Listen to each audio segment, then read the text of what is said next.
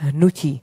Tak co bych ještě řekla k tomu, asi je, že základní myšlenka je, že vaše tělo je i moje tělo a to naše všech tělo je tělo celého světa, protože my se také jednou změníme v tu půdu, která pak bude živit další a další těla. Je to opravdu na generace. No jsme v 21. století, tak doufejme, že se to pohne k lepšímu. My si dneska pustíme video, které uvidíte, jak celosvětové hnutí to je. Kdo všechno už tuhletu akci podpořil? Jsou to nejenom světové politické špičky, ale jsou to také umělecké špičky, protože i umělci pomáhají šířit tuhletu úžasnou zprávu o tom, že se dějí velké změny ve světě. Step in. Jdeme na to? Já viděla video z Německa, tak doufám, že se tady taky takováhle energie utvoří, kterou vytvořili v Německu, protože v Německu to opravdu podpořili a všichni byli in, stejně jako naši hosté. Já bych tady dneska chtěla samozřejmě přivítat v první řadě hosty vědce, jako třeba Honza Rak je tady s námi. Ahoj Honzo, ahoj, krásný dobrý odpoledne.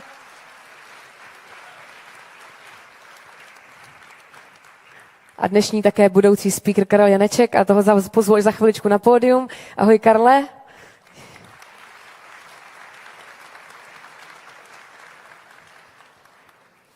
Tak já myslím, že čas asi na to video už právě teď, protože já už těch slov řekla mnoho a ještě toho bude mnoho a mnohem důležitějšího řečeno, tak si pojďme pustit první video.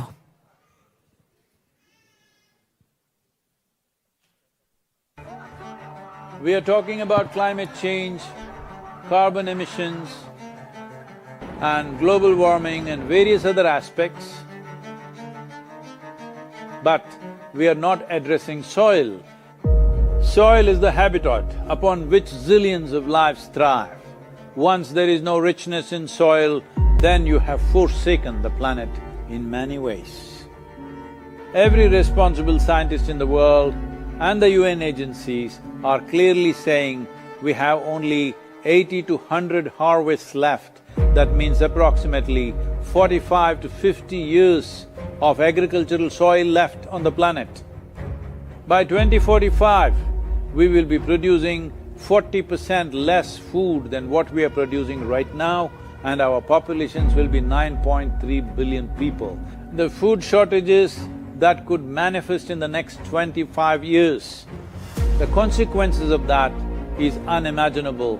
Civil wars will unfold across the world once there is food shortage. What we are facing now is soil extinction. Why is soil becoming extinct? Where is it going away? What is happening to our soil? We must understand, if you add organic content to sand, sand will turn into soil.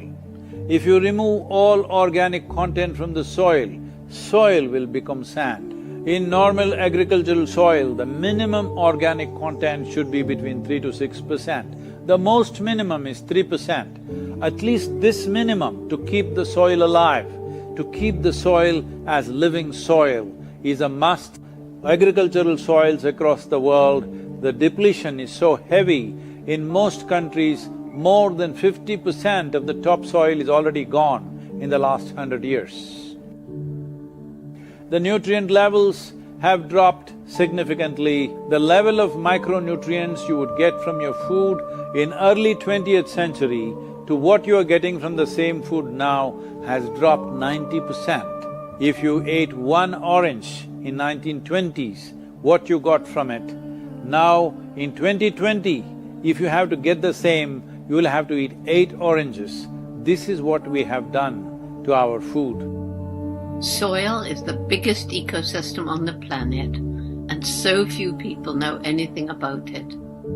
1 teaspoon of healthy soil probably contains more microbes than there are people on Earth. The microbial life in the first 12 to 15 inches of topsoil is the basis of our existence. It is this magic beneath our feet which has produced the life that we are. This first 12 to 15 inches of soil is the basis of life for 87% of life on this planet, including you and me. We have to begin to recognize that what we call our soil, Mother Earth, is a living organism. Open soils, ripped open by ploughing, open to sunlight, is the basis of destruction of microbial life. So the focus should be on agriculture, the focus should be on seeing that land is under shade as much as possible, some kind of shade, grasses, herbs, bushes, trees. Conscious Planet is launching SaveSoil movement to bring about a policy change to regenerate soil. As a part of this, I'm 65 and I'm riding 30,000 kilometers, a lone motorcycle journey, 30,000 kilometers across 24 nations to activate support from the citizenry to assure the governments long-term investments will be appreciated. So it's extremely important that soil regeneration is enshrined in the policy of every government on the planet. We must change the narrative on the planet that soil is a wealth, a legacy we have received from previous generations, and we have to pass it on as living soil for future generations. We are in a cusp of time. If you do the right things now, in the next 15 to 25 years, we can significantly turn this situation around and regenerate the soil. But if we allow this to progress like this for another 30 to 40 years, after 40 years if we attempt this, then it could take 150 to 200 years because that much loss of biodiversity would have happened. From 21st of March for 100 days, the whole world, every human being on the planet should talk soil. We must hear the word soil, save soil everywhere to see that the narrative on the planet changes towards the most vital aspect of our life, the soil. Each one of you should reach as many people as you can to make this happen. Many global leaders and influencers are already participating in the movement. Be a part of this and let us make it happen. For my part, as much as I can contribute. And the movement that you are taken up, I could not expect any more God's blessing than that. We're going to save the soil. Do your part. And saving the soils. Our future, our children's future, and our planet's future depend on it. Sadhguru, save soil, my friend. We need to save our soils. Antigua and Barbuda is part of the SaveSoil mission. Save the soil. We know what we must do, so let's make it happen. Let's make it happen. Let's make it happen. Let's make this happen. Let us make it happen. Let's make it happen. Let's make it happen. Let's make it happen. Let's make it happen.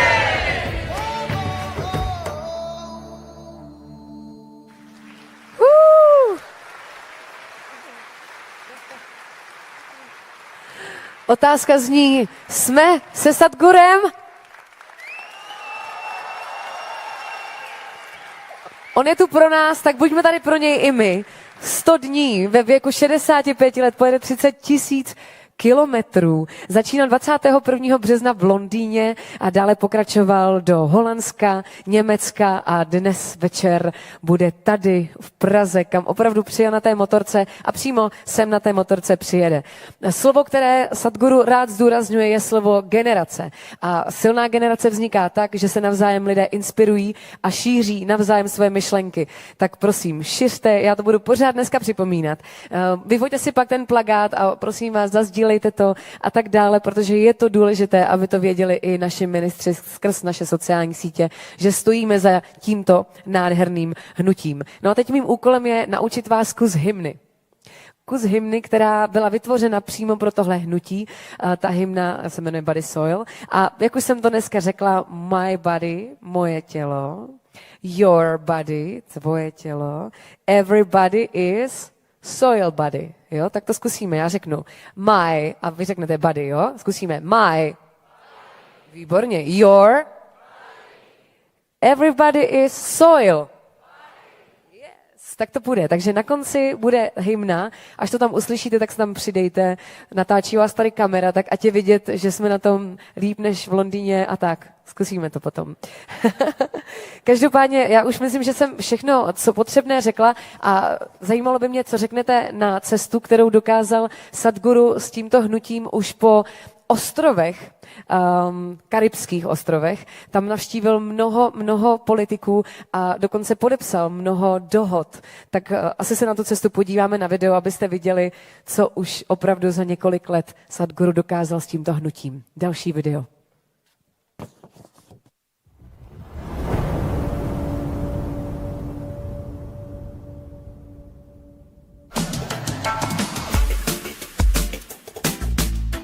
It's a great pleasure for me, these beautiful nations, these pearls of the ocean, which are the Caribbean nations, are going for this first. Soil is not a separate subject. If we are interested in health, if we are interested in agriculture, if we are interested in the well-being of the citizens of today and the unborn child of tomorrow, attending to soil right now, attending to the soil biodiversity right now, this is a must-do thing in our life. Soil.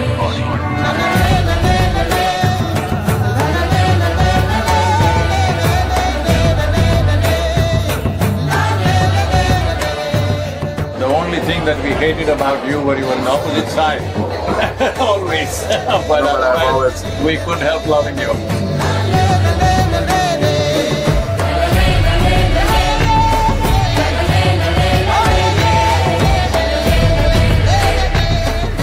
We are at a cusp of time right now. If we act now, if you bring in the policies and start implementing this, in the next 12 to 15 years, we can make a significant turnaround.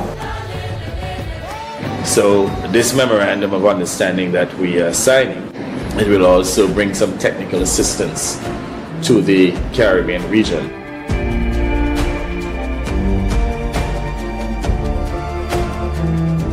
This is a historic moment because here is the first step to turn around. SaveSoil, let's make it happen! Sadhguru, welcome to the Daily Show. Wonderful. I know that we also are facing a soil crisis where some people are estimating that if we do nothing, in 50 years' time, we may not be able to grow anything because we may run out of soil, which, forgive my ignorance, I did not know that soil is even something that we could run out of. The thing is, this has happened in the last 50 to 100 years of industrialized farming, that the organic content in the soil is going away because there's no replenishment. Are you getting any signs that governments are enthusiastic to try and do something about this? See, in the last 2 years, I've been talking to various country heads, various politicians, political parties. We have written to 730 political parties on the planet to make sure that they include soil and ecology as a part of their election manifestos, as their political philosophy. Whatever they believe in, right, left, center, whatever they are, soil is one thing which is a common factor for all of us. We're always looking at what divides us. It's time, if you don't understand the consciousness of this cosmos and stuff like that, at least you understand you come from the soil, you live off the soil, when you die you go back to the soil, that much you get it. So this is something that you're very concerned about, and rightly so, that there's a problem with the topsoil in America.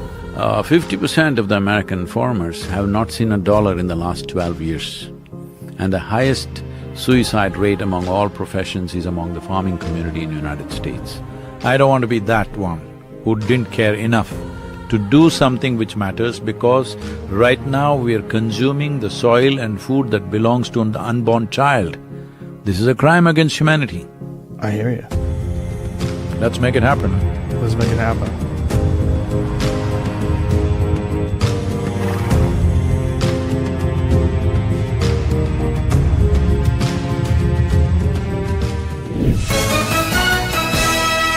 His spiritualist techniques have gained him a following of millions, and we welcome Sadhguru. Good morning to you. In the first 15 to 18 inches of the soil, you are a consequence of that. Yeah. Even now, Over 60% of your body is actually microbial life, only 40% is of parental genetics. So, ignoring that, thinking you can destroy the soil and live happily upon this planet is just a pipe dream, it's not going to work. And you were interviewed by Trevor Noah, who's the darling of the left, and then you were interviewed by Joe Rogan, who's the beloved of the right recently. So is it Sadhguru who unites the left and the right, or the very important issue of… Soil unites left, right, center, everybody.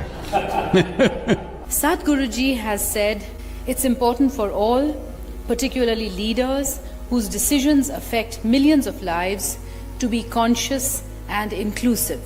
And this is where each one of us can help.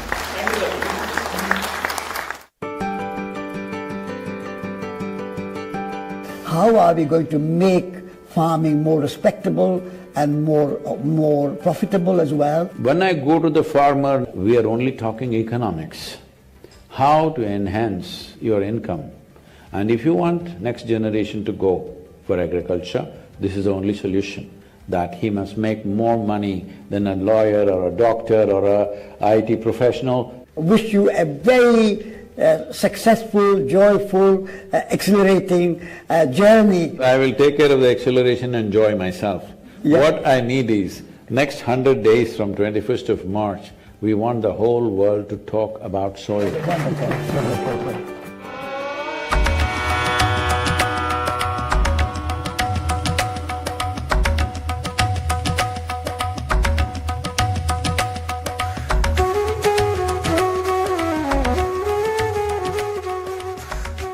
We're looking at how can we involve women as leaders in climate action. When this motorcycle journey is being flagged off, we are making a 7 or 8-year-old little girl flag it off. Unfortunately, adults have come to this place where if I see him, I will see what country he belongs to, what race is he, what religion is he, what caste is he, what creed is he, all this nonsense. But when they see a child, a girl child, I believe people's hearts will become a little more tender. If you want to say, I love you to your child, you must just say SaveSoil, because it is a more committed way of saying I love you. Sadhguru's gift of making a systemic issue so personal to each and one of us of this room, and the generational responsibility so relevant for everyone. You know, it's shocking and unnerving. We need to take this up and save the soil and act more sensibly and responsibly. It's an extraordinary campaign. It echoes what we in the Commonwealth have been aspiring to do for a number of years.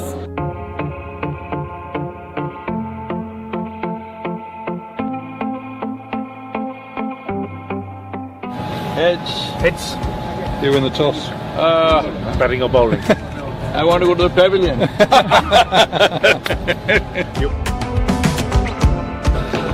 Catch me with Beulah. There's your hero. Take a picture next to Kapil.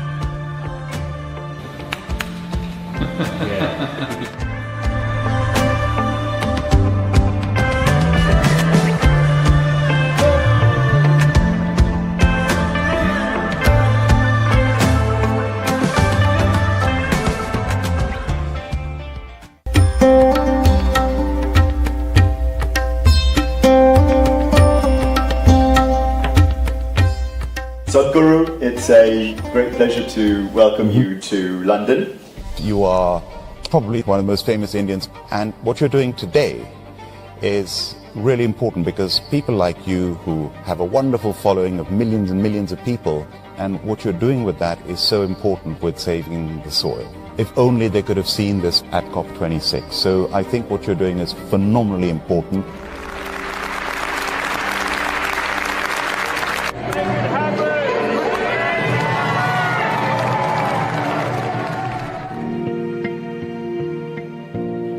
In the last 20 years, over 300,000 farmers have committed suicide. If this doesn't wake you up, what else I'm asking? What else needs to happen? You think of what that one man did, Nelson Mandela, and he changed the world. So Sadhguru, you have the ability to change the world for the better. And I was at COP26. I spoke at about 30 different events. Not one person mentioned soil. No one. This many people, 6,000 people, with today's technology available, various platforms available, if you make up your mind, you yourself can reach 3 to 4 million people. Yes or no? So now, when you say such a big yes, now the question is only will you do it or not? Will you make it happen? In case I don't make it, you must make it happen. The young people here should stand up and make it happen.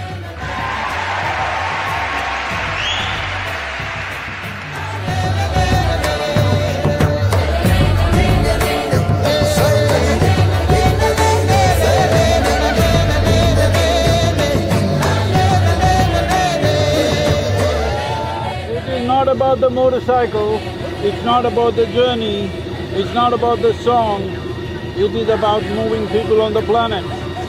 Make it happen, huh?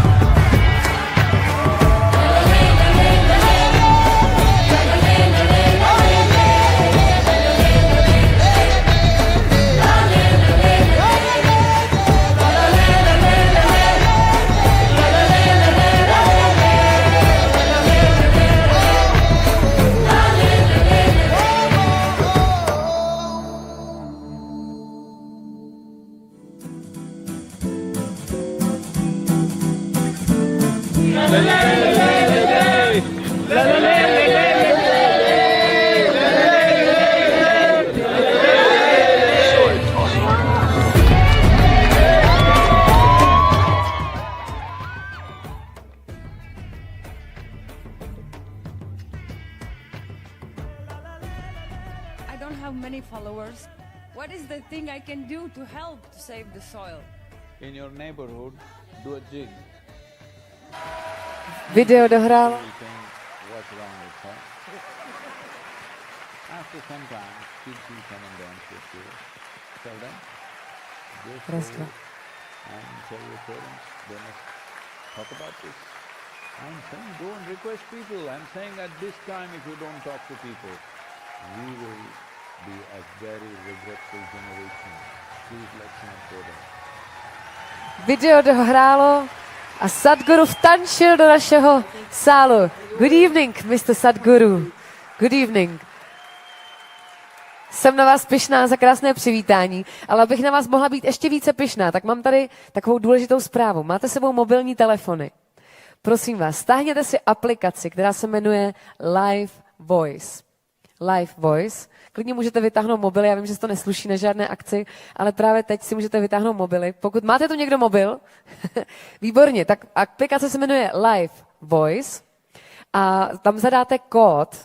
Ten kód vám hned řeknu. Máte už staženou aplikaci? Zkuste, jo, zkuste. Já to když tak zopakuji později ještě. Now we're talking about the app, Mr. Sadhguru, so it's very important, yeah. Everybody download the app, please. Live Voice. Máte? Máme staženo? Dobrý. A ten kód je 645 889. Tak. My tady pošleme pak takové papíry, tak to na tom uvidíte, jo. Ten kód je 645 889. Tak. Doufám, že máte tuhle důležitou zprávu. Já to ještě v průběhu večera radši zopakuji, protože to je asi poprvé, co máte dovoleno vytáhnout mobily na akci, že jo? Já vím. Každopádně teď už přichází ten správný moment, abych přivítala sem na pódiu dva vzácné hosty. Jedním z nich je již zmiňovaný Karel Janeček. Karel Janeček, ahoj, krásný dobrý večer. Karel Janeček je český matematik, sociální reformátor, pedagog a autor inovativního volebního systému D21. Je také zakladatelem Fondu proti korupci, institutu H21, má spoustu dalších, jako nadační fond Neuron. Karle, ty děláš jednu nadaci za druhou, je to tak? Teď už ne, já jsem to nějak dosáhl správného počtu a už nehodlám dále, nebo neplánuji aktuálně zvyšovat počet nadací. Ale je pravda, že jedna z nich je pro tebe nejdůležitější a tu zmiňuje, že je to Science 21, je to tak? Je to pravda. V současné době je to nadace, která propoje schopnosti našeho myšlení a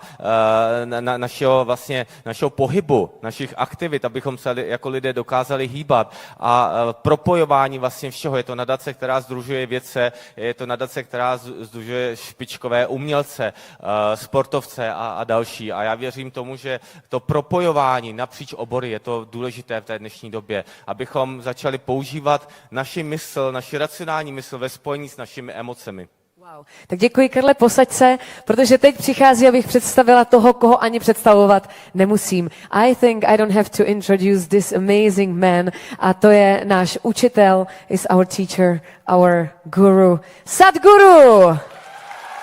Good evening.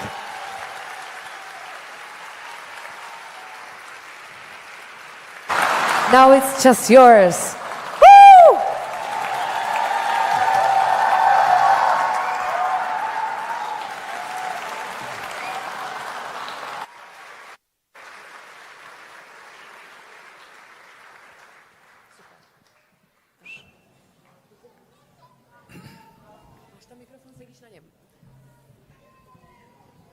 Perfekt.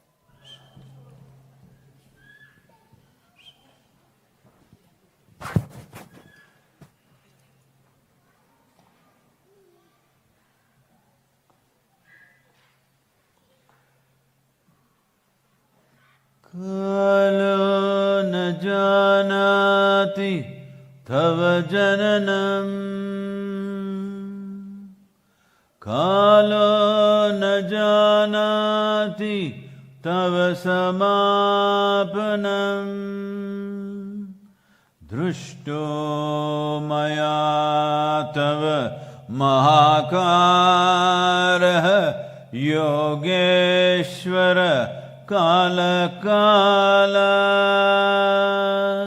yogeshvara kala kala.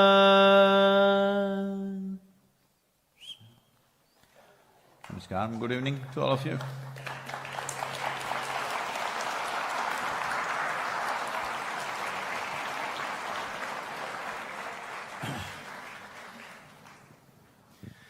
Good evening, ladies and gentlemen. I am so happy to welcome Sadhguru here in Prague on his beautiful voyage, on his beautiful journey, on his motorcycle, which is so admirable. Let me express my greatest admiration to you for your energy, for your projects, for your ideas, You are quite a remarkable and for young the man activities. This is absolutely amazing. And I believe that we are now on the crossroads of human history. Now it's the time where we are deciding about the future. What will happen about our lives, if we live, how we live. And saving the soil is the crucial element to that, because saving the soil, for me, it's saving our lives. And it is saving our planet. And now we have the chance finally, because we have the means, we have the technology, and we have something absolutely unique that other species on the earth do not have. And what is it? It is our rational thinking, I believe. Our ability to do that, to do things which in our history, in our human evolution, we haven't used very well, actually. In many times, our thinking, our ability to do rational thinking has been the tool for greed, for getting power, for destroying, for consuming, just consuming, and not using it for it is here. To use it for creation, for making our world better, for connecting our mind and our emotions, and also for collecting collective consciousness and being able to find respect and as people to appreciate the differences of each other. Because our mind is one of the things that can make us different, which is great, because we can make a beautiful evolution of our planet Earth. And now is the decisive time for us to make it happen. And it is great that there are people like Sadhguru, which do all the things to help our planet, for us as humans to make it, because otherwise we wouldn't be able to. Thank you.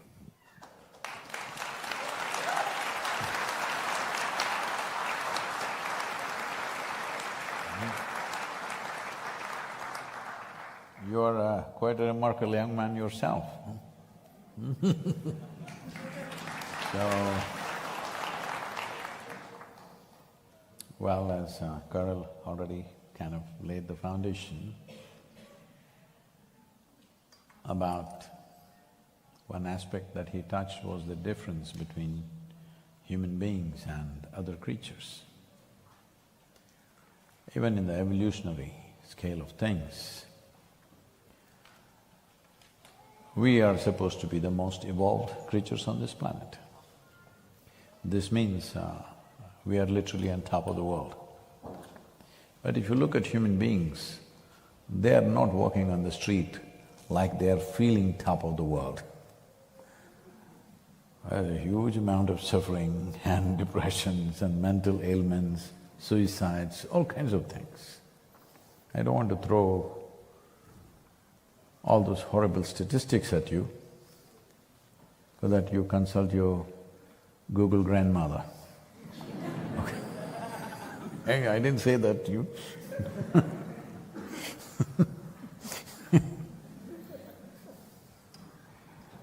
So, what is it? What is human problem? Human problem is this, that compared to a chimpanzee, you are only, in terms of DNA, you're only 1.23% away from a chimpanzee. 1.23%, not much of a percentage, isn't it? Not much of a percentage. This is how close we are physiologically to a chimpanzee.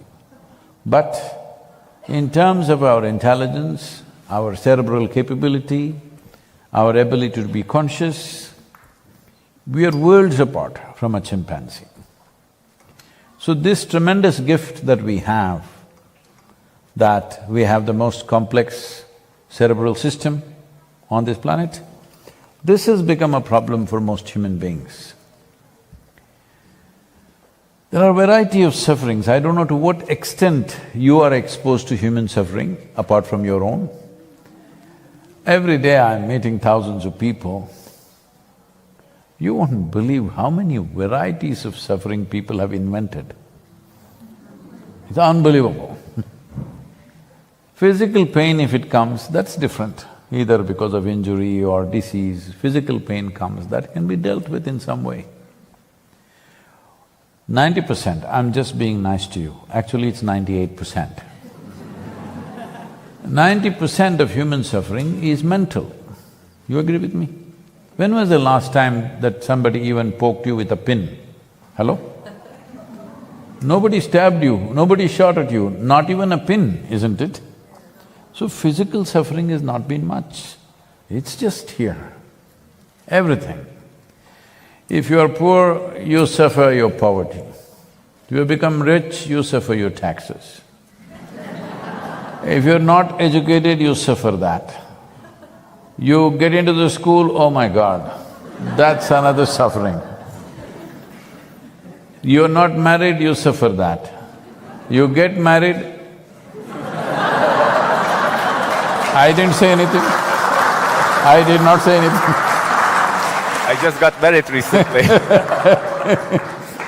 So this goes on with everything. You have no job, you suffer that. Get a job, you kill yourself with your job. So looks like you're suffering every aspect of life, let's offer you death. Oh my God, you suffer that. So there's a whole lot of people coming up with philosophies, life is suffering. Life is neither joy nor suffering. Life is just what you make it. Because human experience happens from within you. Pain and pleasure happens within you. Joy and misery happens within you. Agony and ecstasy happens within you. Everything that you ever experience happens within you, isn't it? Hello? Even right now you're looking at me, you think I'm here. No, you only know me the way I'm reflected in The firmament of your mind. You know the whole story. Light reflects, goes through your lenses, inverted image in the retina. You see me within you, you hear me within you. You have seen the whole world only within you. You don't know any other world than the way it is projected within you. Yes or no? So when entire human experience is happening within you, at least what's happening within you must happen your way, isn't it?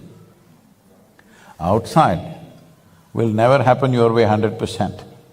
Even if you're just two people at home, 100% no, 51% if it's happening your way, you have the controlling stake. That's very good. If you try 100%, nobody will be around you. Yes or no? In your home, in your office or anywhere in the society, if you try that situation should be 100% your way, there will be nobody around you, they'll all vanish. Only outside situation is like this, little bit my way, little bit your way, little bit somebody else's way. This is the way it is, external situation. But what's happening within me must happen my way, isn't it?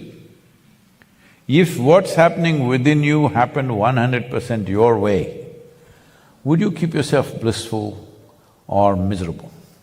You must choose, I'm going to bless you. Blissful, isn't it? Why such a simple thing is not happening? Simply because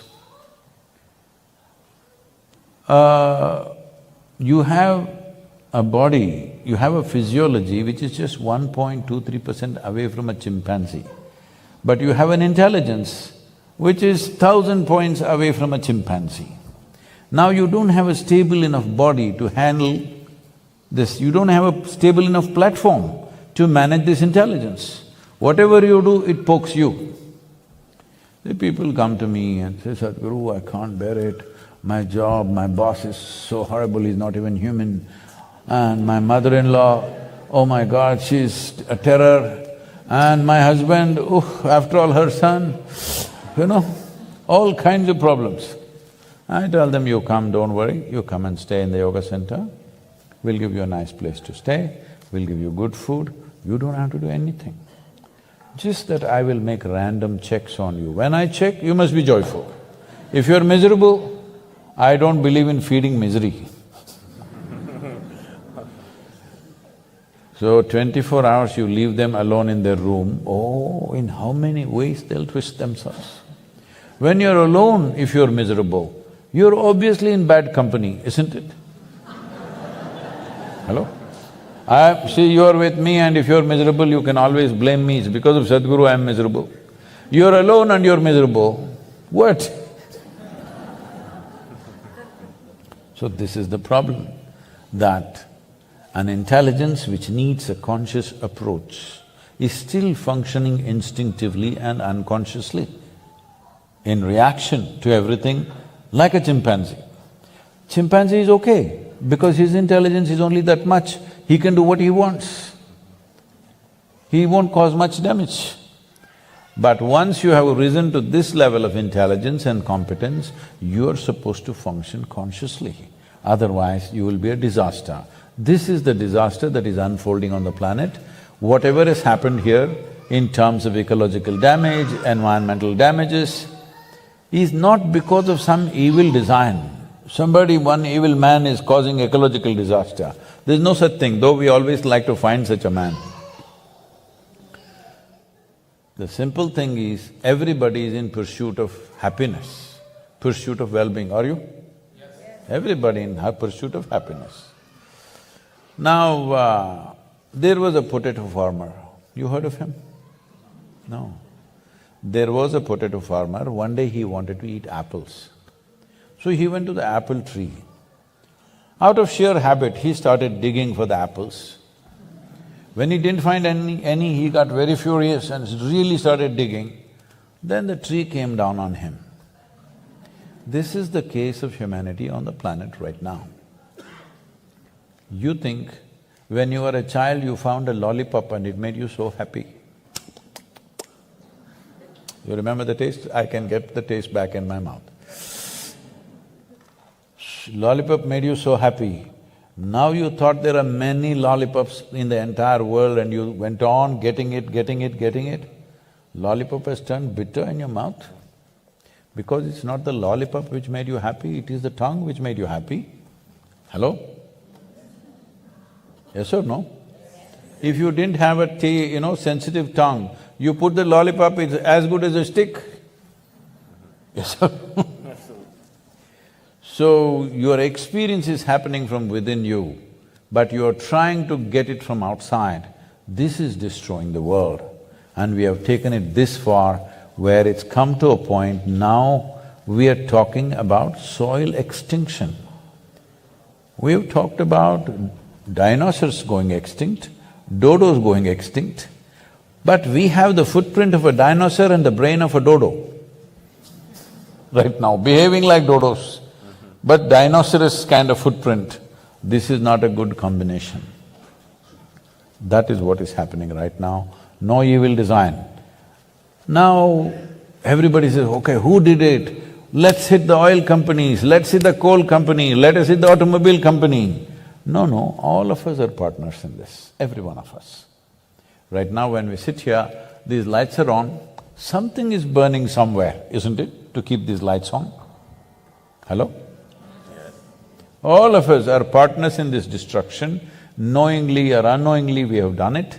If all of us partner in reversing the process, it can also be done. I'm just asking, will you? Yes. Only 3 people.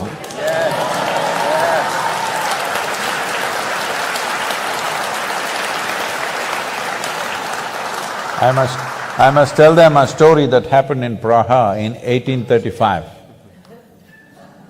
Is there any historical event at that time in case I got it wrong? Nothing, right? 1835 is not a sensitive time. Okay. This happened in 1835. At that time, people in the city believed that there are people on the moon. Because it keeps changing shades and this, so people are moving and you can see it. So they wanted to talk to them. Well, they all decided how. All the wise men in the town decided, we'll do one thing. At a given moment, please keep the lights on, let the people be.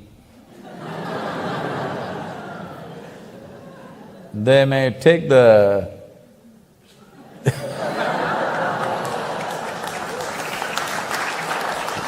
they got it. So, the wise men in this city decided, let's all get on our rooftop at a given moment and all of us in one voice, we'll ask who? Let's see what they say. That moment was approaching, all of us got on top of the rooftops. Then I thought, without a microphone I won't even be heard. What is there? I am a small man. This guy is there, such a big voice. That guy is there, oh, she is there. Such big voices. What is me? I'm nothing.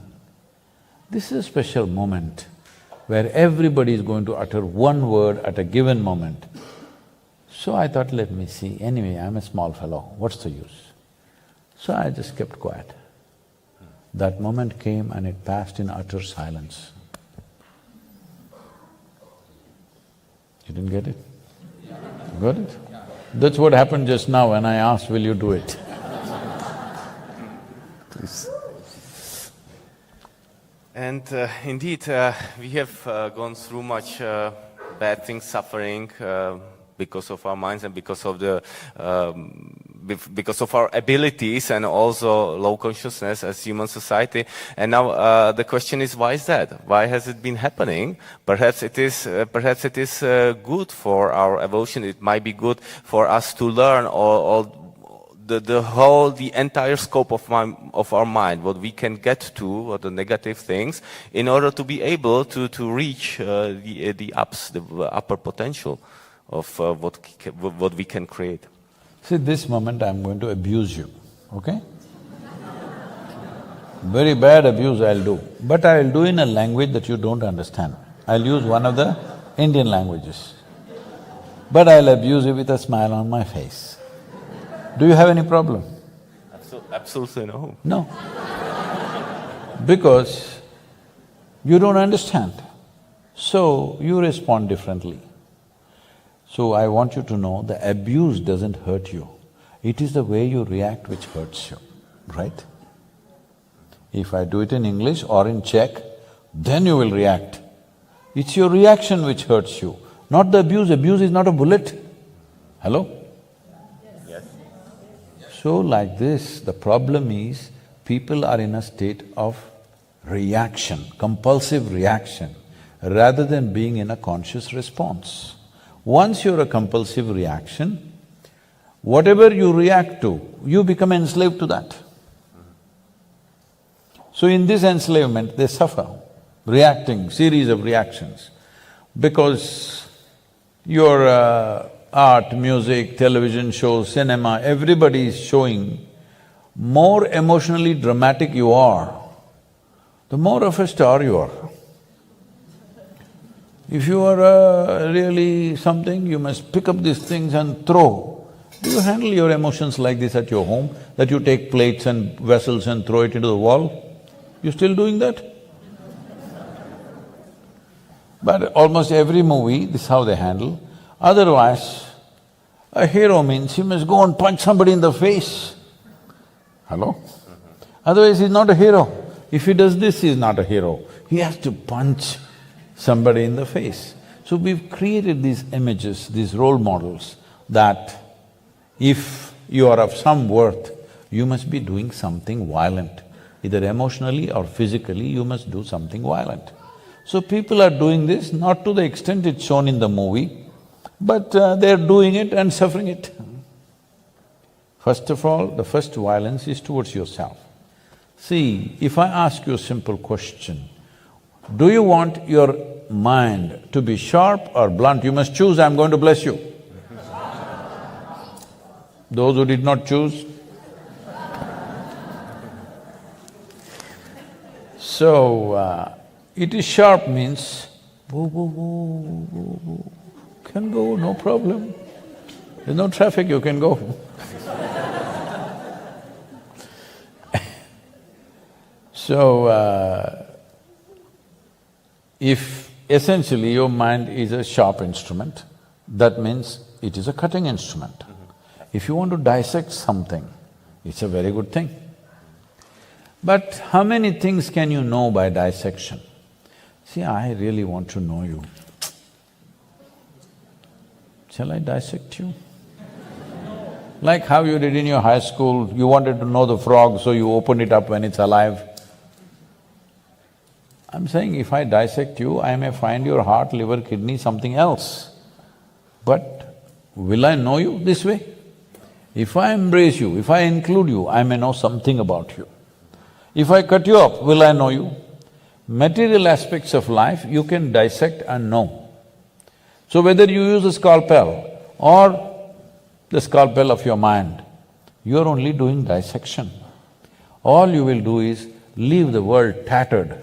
Right now, like how the modern fashions are, it looks like they're stitching with a knife. You know, all the… And when we use our reaction, intuitive, spontaneous emotional reactions, it can cause, as you mentioned, it can be the cause of troubleness, but it can also be very positive. I believe we should not limit ourselves to just react thoughtfully. I mean, we should react thoughtfully. No, I'm not saying you must be soft or harsh. You must respond consciously. If you respond consciously, only if you respond consciously, you can employ your intelligence. If you respond or react instinctively, going back to your animal nature, that's all. That means essentially you're disregarding evolutionary process. And would that be… And would it be possible to evolve on our intuition, our instinctive reaction to be conscious as well?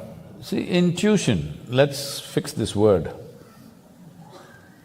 The word intuition, people are thinking usually that they have some other access. No. It is just like, I heard that you're a mathematician. Yes. Okay. So we are far away, okay?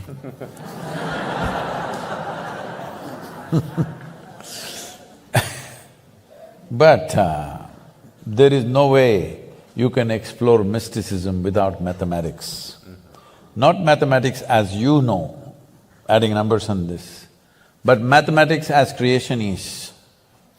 See, mathematics is a relevant subject only because in some way it imitates or it is sort of a blueprint of physical creation.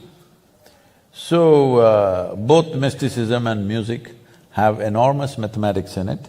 Maybe people will just know only the melody, they do not know the math of it, but there is a whole mathematics to it. Mysticism is also like that. So suppose to go through a certain mathematical process, let's say there are 10 steps. You go through the 10 steps. But there may be somebody who will not go through the 10 steps, they just jump to the 10th step. That's intuition.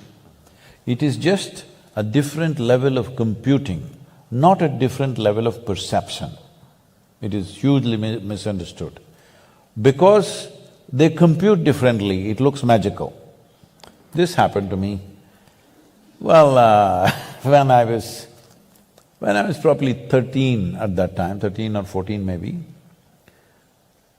13, because I know the class in which I was.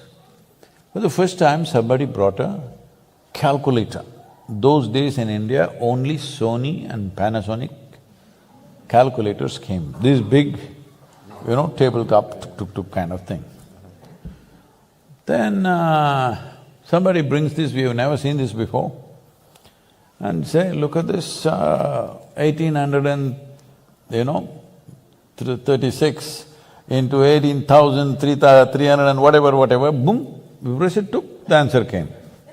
I felt really insulted. If this is how it is, why the hell are they grinding me in the mathematics class every day?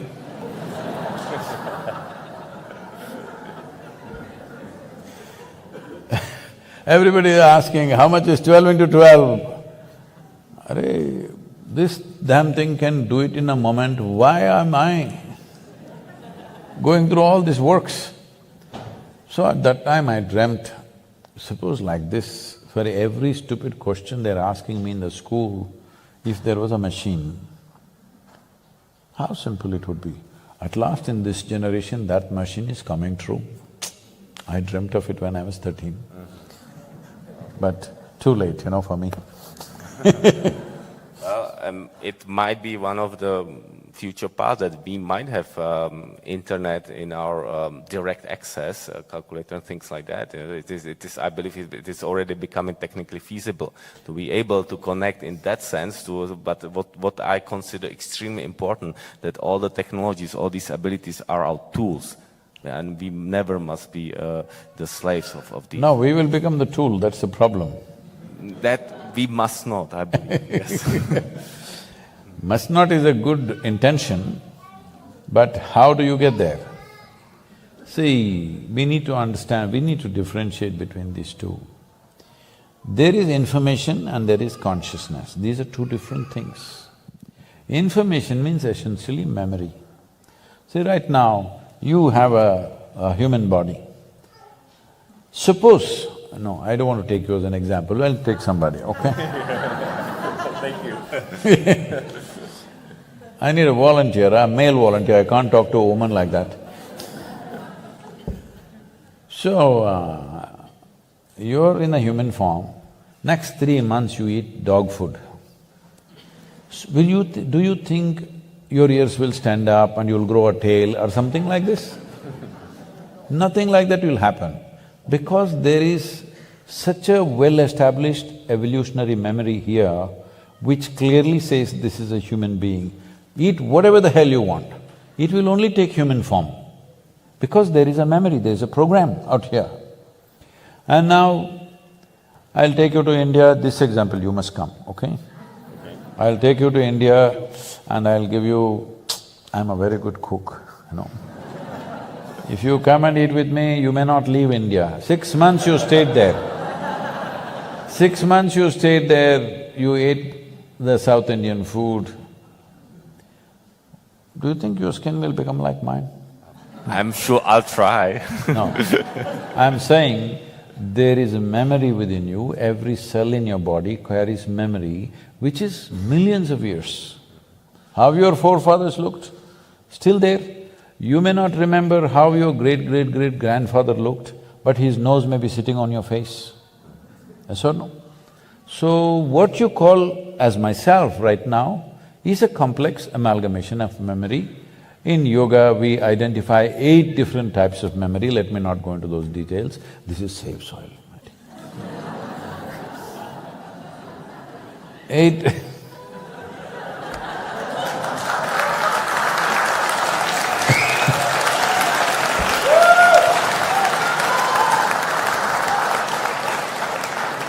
So, there is evolutionary, genetic, karmic, conscious, unconscious, articulate, inarticulate, memories like this. So these memories are determining how you will look, how you are, how you behave, everything. But what we are referring to as consciousness is, there is another dimension of intelligence within you which is unsullied by memory, which is not touched by memory. That intelligence, when it functions, see, memory is a great possibility. Today as a man, you are a human being, and you are so many things in your life only because of your memory, isn't it? Right now. Not only. No. Okay, all right. Right now, the person that you are is only because of your memory, isn't it? If I remove your memory, would you know your name? Oh, sure not, okay. Yes. So, all this memory is making this body work in this way, you are this kind of a person, you remember this, you remember that. So this memory is making you a tremendous possibility in many ways. Now your intelligence is about how do you use this memory, all right? Some people may carry this memory as a burden, some people may use it very well, that's a different aspect. But memory is also a boundary. That is you, this is me. How? That is your memory, this is my memory, isn't it? Though memory is a great possibility, memory is also a boundary. So there is an intelligence which is unsullied by memory. If you touch that dimension of intelligence, your experience of life will become boundless, without boundaries, because memory is the one which causes boundary to you. Your boundary is only because of your memory. If there is no memory, there is no boundary. See, this is my friend. Why? She's in my memory. This is a stranger. Why? That person is not in my memory, isn't it? So, there is a way this is possible only for a human being, that a human being can rise above the impressions of life that has happened within us. All these impressions are making us into a complex person and possibility. At the same time, it's limiting us. So you can rise above this memory. The moment you rise above your memory in your experience, there is no nationality for you, there is no gender for you, there is no religion for you, there is no philosophy for you. You're beyond all these things. So, when your intelligence rises beyond the package of memory that is you right now, then there is a tremendous possibility for a human being. This is called yoga.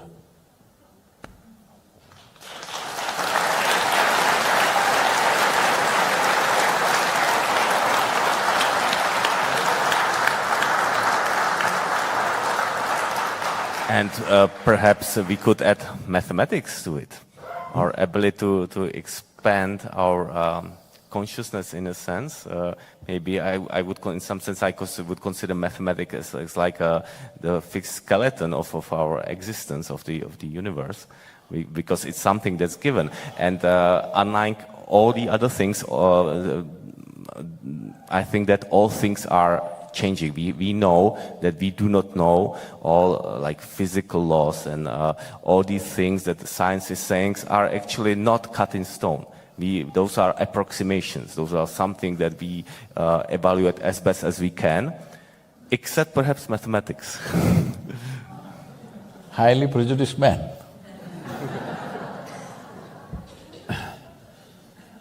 See, the mathematics as you know today, I do not disagree with what you said, it's correct on one level, it is true. But at the same time, the physical existence which has a form and a size and a boundary. Every physical object is defined by its boundary. Why? That is you, this is me. That's the boundary, this is the boundary, isn't it? So everything that's physical is always defined by its boundary.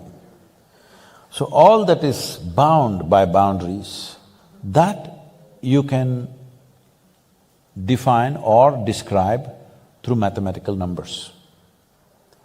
That which doesn't have a boundary, you have no math for that.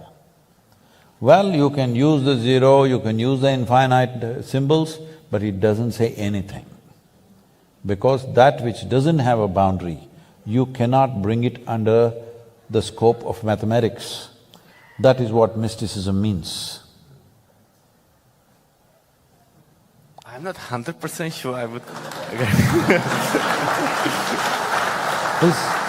Because there may be a level of mathematics which is completely abstract, which perhaps doesn't need to rely on boundaries, like Cartesian system, where it doesn't need to… Cartesian system is the boundaries, but there could be different theories, but I think this is…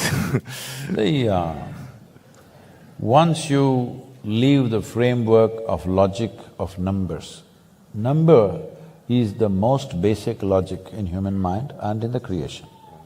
Once you leave the logic of numbers, it is no more mathematics.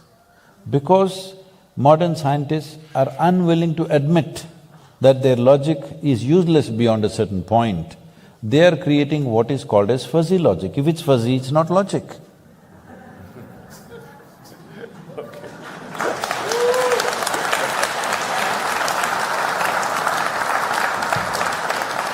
So, now all this…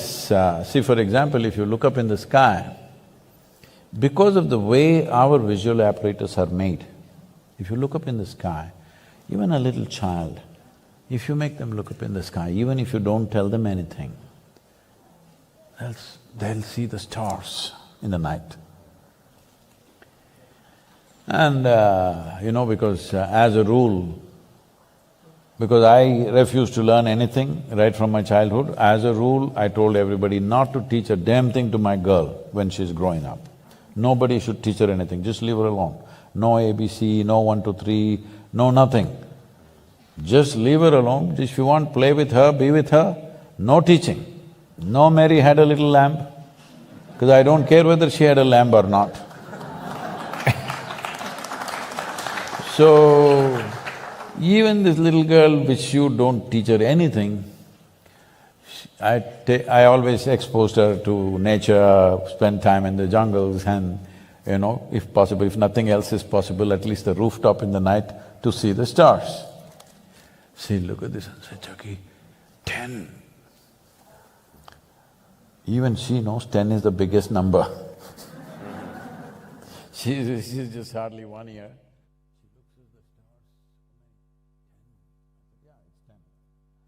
I am not somebody who will tell her, no, this is a billion. What does it matter? 10 is good enough, 10 is the biggest number, it is fine. Hasn't this happened to you, to your monetary system? Just some time ago, 50 years ago or even 25, you're a millionaire means you are wow.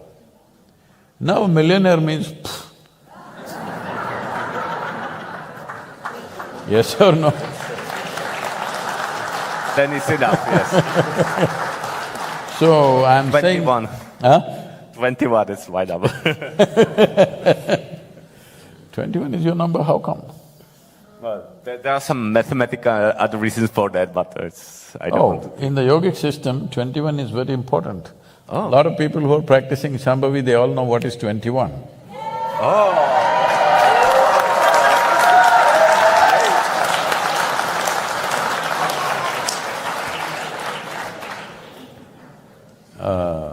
Anyway, it's a yogi called Aryabhata from India who invented the zero, not by doing mathematics, by simply sitting like this, becoming absolutely empty, that could only be defined with a zero. Amazing. Please. Okay. Okay, talking about the numbers, I heard from you this amazing number, 27,000, which is, this is just enormous. This is the number of species that going extinct per year. And my question would be, how do we define species exactly? So You are the mathematician, tell me, in another 40 years, how many thousand species? Many, like close to 1 million, but what is the total number of species? Yeah, we do not know. We do not. We know only 1% of the microbial life. The science today knows approximately 1%.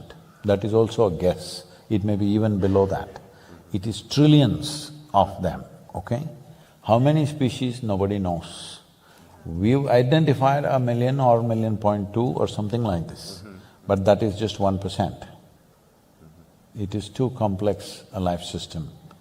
Soil is the most complex living system in the entire universe, not just on this planet. There is no other place in the known universe for us where there is that kind of a rich living system. And that we are ripping apart without any awareness about it. What I consider perhaps even symbolically, like a symbolic message that one of the most fertile, perhaps the most fertile soil on the earth is now in a country which is now in war, in Ukraine.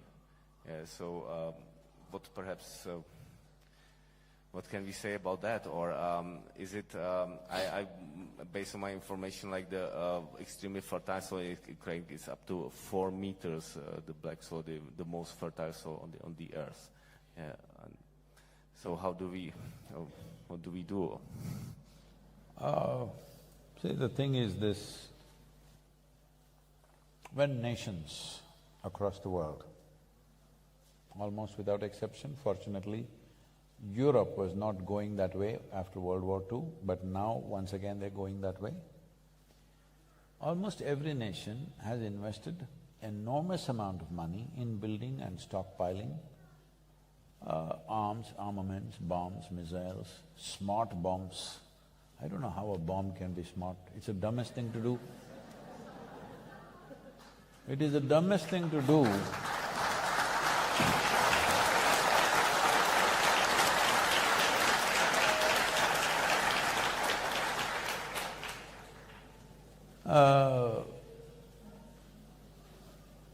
See, at least if I pick a fight with you with a sword or a stick or something, there is some crude animalistic pleasure attached to it.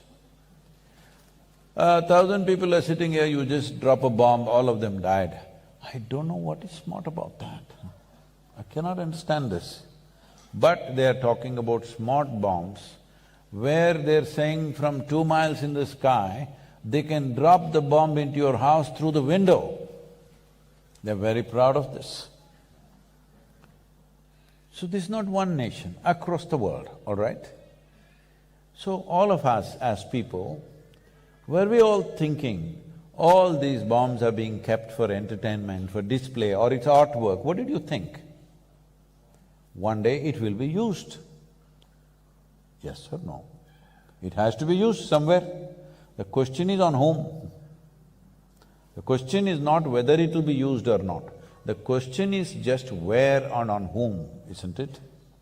So when it is piling up, we are all okay with it. In every movie, there is no movie without a bomb or at least a smashed face. We are all enjoying it. When it really happens, we say, oh, we're shocked, we're shocked. It doesn't work like that, life.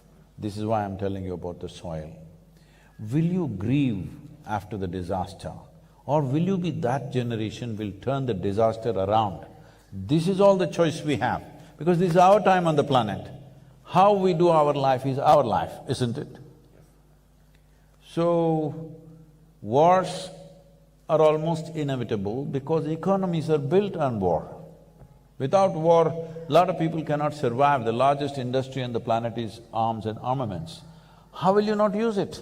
If I am making guns and bullets and I sell it to you and you don't shoot a single bullet, I'm disappointed with you. Hello? This happened, I was at the World Economic Forum. At that time, the Sudanese war was going on, terrible war. Over 2,600,000 people died, out of which 50% were children below 6 years of age. Can you beat it? 130,000 children die in one war. So, at that time, some, movie stars and others are going there and carrying one, an African child is always a trophy. You carry this child and take photo ops and all this is happening. I said, see, and they showed a video where all these militants or soldiers or whatever you want to call them, they're just going in these pickup trucks, simply shooting at the sky, okay? I said, see, these guys, if I have a fight with you, at least I need to shoot you. If I'm shooting the sky, that means I have abundant supply of bullets, isn't it? Abundant supply. Otherwise I won't be shooting the clouds. If I'm fighting a war, when I shoot, I want somebody to die. Yes or no? Hello? I'm not going to shoot at the sky, but they're shooting at the sky with automatic weapons continuously. I said, see, somebody is supplying them plenty, all right? Otherwise nobody will shoot at the sky. I said, there are 62 industries in the world who manufacture that caliber of bullet. I will give you the addresses. Will you go and lock them up? No. You will go to the war zone and pick up a child and do drama. All you need to do is, if you take away the bullets, once that runs out, maybe they will hack each other, but you can't kill that many hacking, at least. If you can't transform the human being, at least you must defang him, isn't it? Hello? Yeah, defang means you take away his teeth at least. If transformation is possible, fantastic. If that is not possible, at least his empowerment you should bring it down, isn't it? So, we have no intent of stopping the war, let's be clear about that. When it happens to us or when it happens close to us, we will cry. When it's happening somewhere else, it's drama. This inhuman attitude towards war and to killing and the suffering that other people go through we must come out of that. Because most evil things have happened not necessarily because of evil intentions, simply apathy. You sleep through life. Is sleeping a crime? Hello? Is sleep a crime? Hello? No, sleep is a good thing. But if you sleep through your life is a disaster. That is what is happening to the world, both in terms of soil, both in terms of… and in terms of war. This is what is happening. We sleep through. After World War II, we formed League of Nations, we made United Nations. The idea was never again such wars will happen, right? Not just for Europe, for the whole world, never again it'll happen. But since then, how many wars? Actually, if you look at it, there's not been a single day's break on this planet after World War II without at least a battle going on somewhere. So, we have issues, we have economic issues, we have property issues, we have issues, all right. If we are civilized enough, we must… this is the idea of setting up a United Nations, that we will fight with our words and solve our problems. We are not saying we are not in such a la-la land that we don't have any issues. We have issues. We genuinely have issues, isn't it? That two sets of people believe this is it, that is it, there. But this is the idea of setting up a platform which would solve problems. What has happened?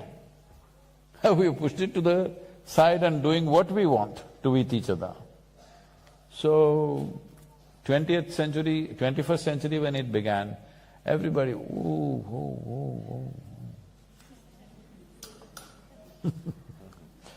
everybody said, this is 21st century, this is the age of information, this is technology, this, that, no wars. Tell me how many wars in 21st century? How many nations have been destroyed in 21st century? Many. Too many. Too many for 22 years, isn't it? So how do we wake up? See, these are things that you can't turn around overnight, but first thing is, within your hearts, your anger and hatred must go. I must tell you this. I used to attend a lot of world peace conferences at one time. For about 2 years, 2.5 years, I attended a lot of international conferences. Then I saw, for a whole lot of people, this conference hopping itself is a profession, they're making a living out of it. I'm the only idiot sitting there thinking we are working for world peace.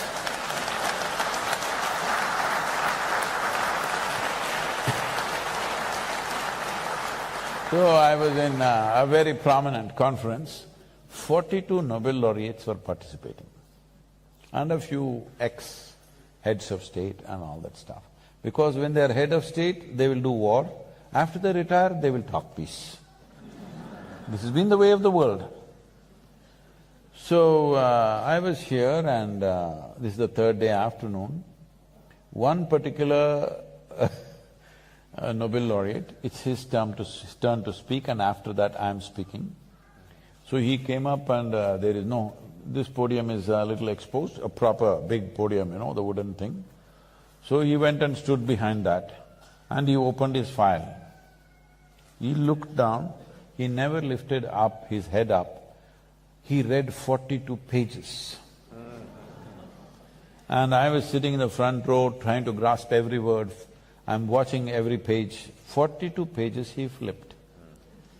Then I look around, the hall is absolutely peaceful. Because everybody, except the security and a few staff who are standing, everybody has fallen asleep. Then I thought, this is world peace for sure.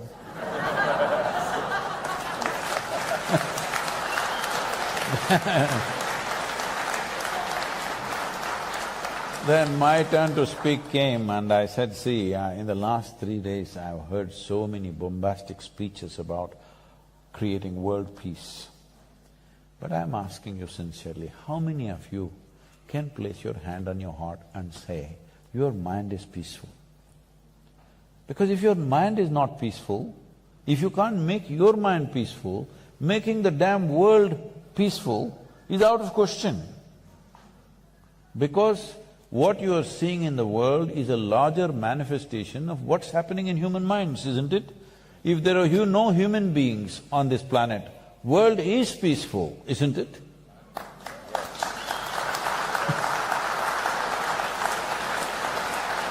Then I inquired why in the afternoon session everybody has fallen asleep uniformly. There was a certain unity about it, except me and a reader, he's not a speaker, a reader. Everybody has fallen asleep. Then I asked, what happened? He said, no, Sadhguru, yesterday evening there was a Bacardi festival. Oh, free drink. So everybody became peaceful. So, that was the last World Peace Conference I went to. So let us make the wish to make our minds peaceful globally, and I think Olga wants to… No, this is the whole thing. We can't make everybody's mind peaceful. You can make yours peaceful, I can make mine peaceful, she can make hers peaceful. This is the only way it works. This is the problem. We talk about a world, we talk about a society, we talk about a humanity. No, all these are just vocabulary. There are only human beings. If this one and this one does not solve their problems, the world's problems are never gone. It will manifest in so many ways.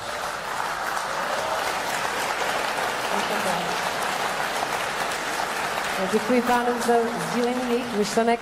A teď přichází speciální moment na vaše otázky.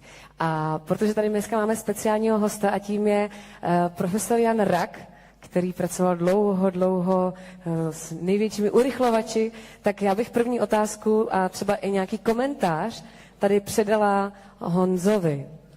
Pojď na stage, Honzo. Say something that I understand, please.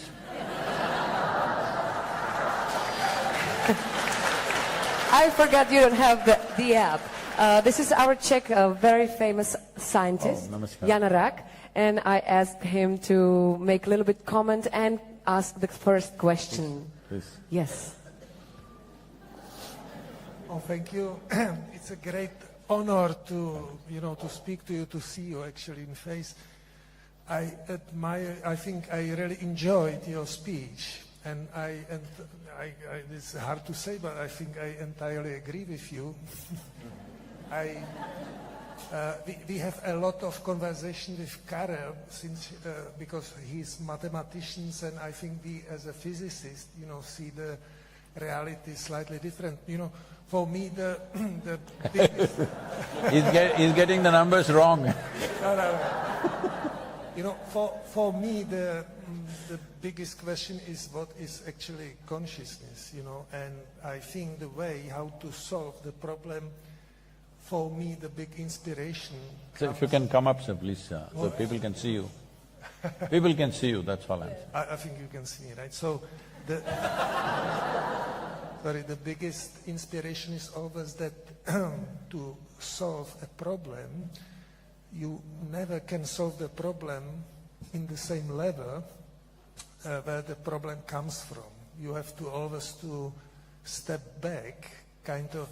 That's why I love also the metaphysics, that you have to step back to leave the level where the problem arose and try to solve it from a different level, from the different perspective. And at the end, I believe that the way to solve all our problems come really to bring our own peace, our own mind into a peace. This is, I think, what I really like to emphasize, that's the very great thing.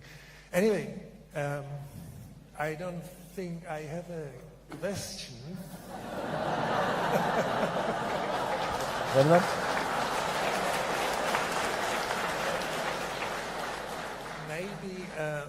Maybe you can, if I can ask you, yes, what sir. Do you think how to bring the Eastern knowledge of what the consciousness is and what is actually the reality we are experiencing, what it is, because we in the Western countries, we all believe that somehow the world is mechanistic, that everything exists as a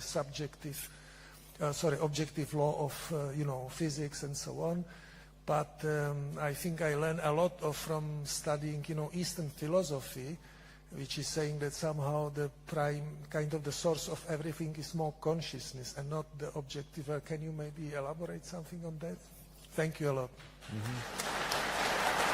Thank you. Prosím vás, pro ty, kdo nerozumíte, tak ta aplikace tam je přímo simultánní překlad, takže budete rozumět všemu, takže live voice a to číslo, které jsem posílala. I'm just talking about the translation. Okay. I thought you were answering the question.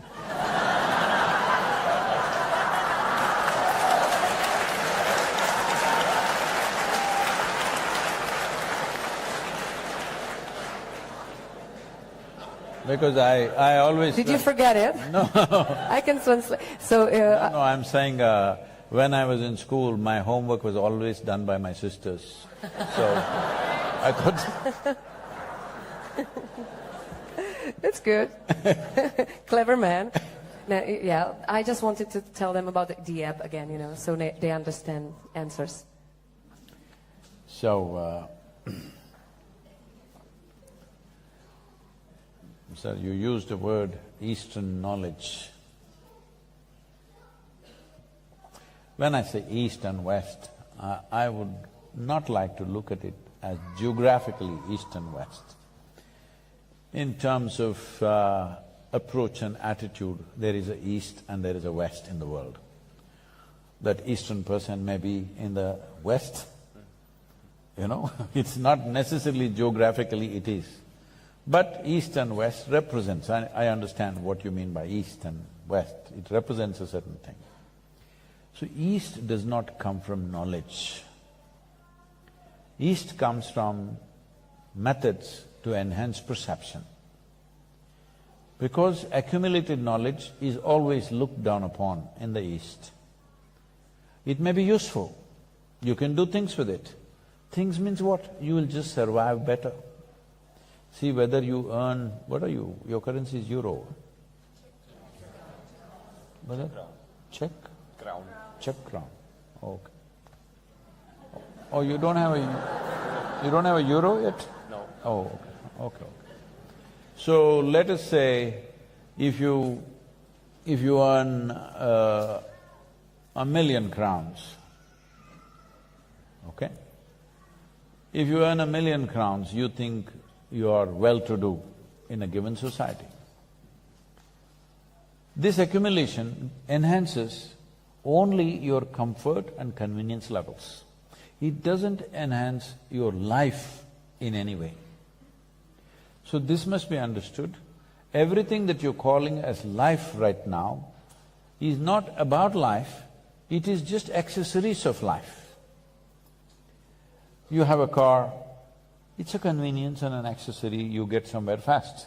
Otherwise, if you walk, you may take 10 times or 100 times the time that you take. Or you have good clothes, well, it protects you, it makes you present yourself in a certain way. Or you have a phone, it gives you certain access. You have a good home, the comfort empowers you to do something better. But it will not enhance you because you can live in a palace and be absolutely miserable. You can sit on a pile of money and be absolutely miserable. Most successful people are carrying long faces, isn't it? Most of them, not all of them, fortunately. But a whole lot of successful people are dying of stress. Why? Because you know, somebody comes to me, he's heading a multinational company internationally. He's based elsewhere, but he came to India to see me and he was in an extreme state of distress. He says, Sadhguru, this pressure I cannot take, like this, I'm just breaking down, what to do? I just looked at him and said, hey, look here. I said, let me bless you, may you be fired. He said, Sadhguru, what are you doing? I said, you're suffering your job so much. Get rid of it, learn to walk the beach at least. Somebody else will take it, maybe they will do it a little more joyfully than you. What is the point of this? No, my job, because it's a sought-after job. Even if you die, it's sought-after job. Well, today people are making little better decisions about their jobs and stuff, that's different. But you must understand that anything that you accumulate, including your body and your knowledge, can only create convenience and comfort. It will not enhance your life. It will enhance your life socially. If you have 10 crowns and somebody has nothing, you are enhanced socially. Essentially, this social enhancement means you are suffering other people's failures. You are enjoying other people's failures. See, right from kindergarten, you're doing this to your children maybe, you must be number one. What does this mean? All the other children must be below your child and he must enjoy their failures. It starts from there. So when you enjoy other people's failures, I don't call this joy, I call this sickness, I don't know what you call it.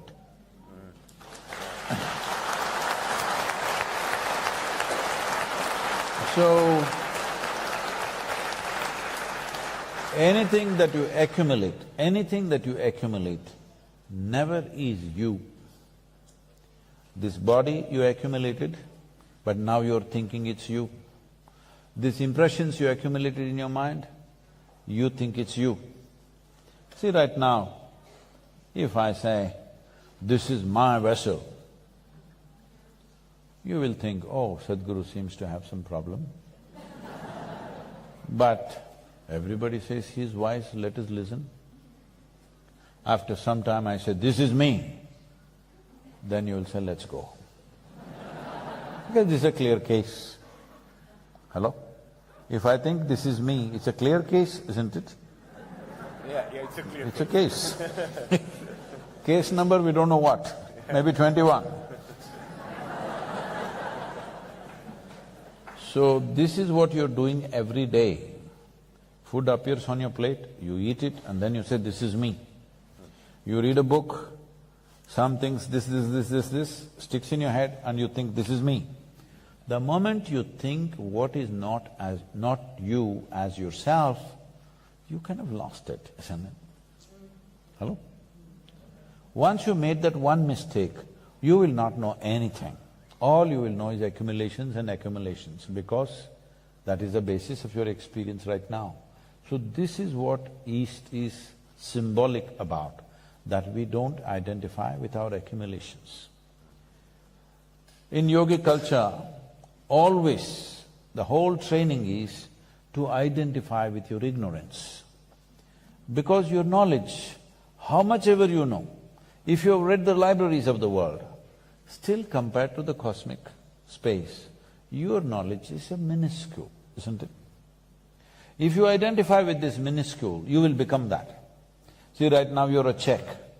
How are you a Czech? Because you identify with that nationality, isn't it? What you identify with, you become that. So if you identify with a minuscule knowledge, you will become that minuscule knowledge. Somebody else who is far more ignorant than you, in front of him you are a smart guy, but otherwise it means nothing. So the yogic culture always identifies with ignorance because our ignorance is boundless.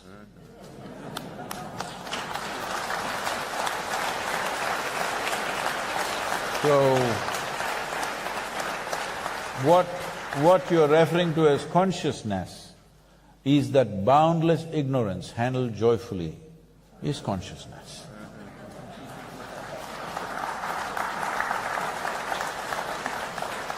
Tak máme tady už nějakou další otázku od někoho z vás. Tak já tady mám s mikrofonem chodící stav. Vidím někde někoho s mikrofonem? With microphone? Do we have somebody?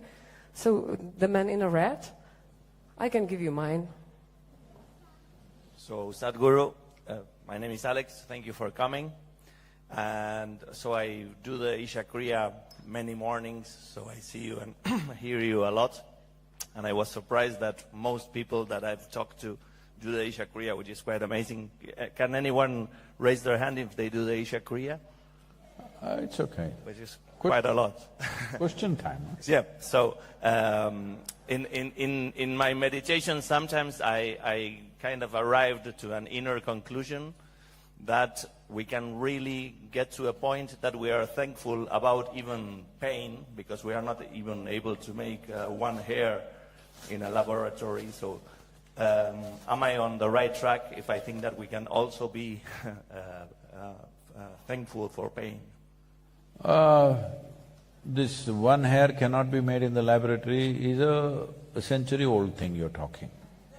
Now they can even make your nose, maybe your liver and kidney in a little bit of time, but that is not going to enhance your life. Instead of 2 kidneys, if you put 6.